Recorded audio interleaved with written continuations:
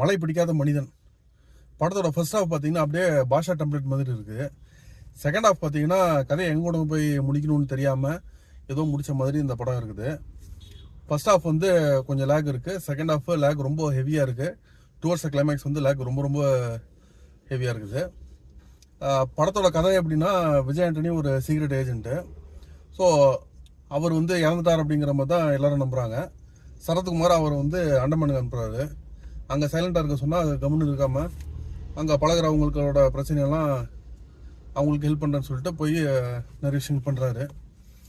படம் வந்து கிளைமேக்ஸ் எல்லாம் பார்த்தீங்கன்னா ஒரு கிளைமேக்ஸ் ஆடியன்ஸ் சொல்கிறாங்க. அதுக்கப்புறம் அதுக்கு அப்படியே உல்ட்டாவாக பாட்டு கண்டினியூ பண்ணுறதுக்காக இன்னொரு கிளைமேக்ஸ் வச்சு முடிக்கிறாங்க. இது வந்து ஆடியன்ஸை ஏமாத்துற மாதிரி தான் இருக்குது. மியூசிக் ஓரளவுக்கு ஓகே, சாங்ஸ் வந்து ஏமாற்றம். ஓவரால் படம் வந்து ஒரு பெரிய ஒரு ஏமாற்றம் தான் ஆடியன்ஸுக்கு.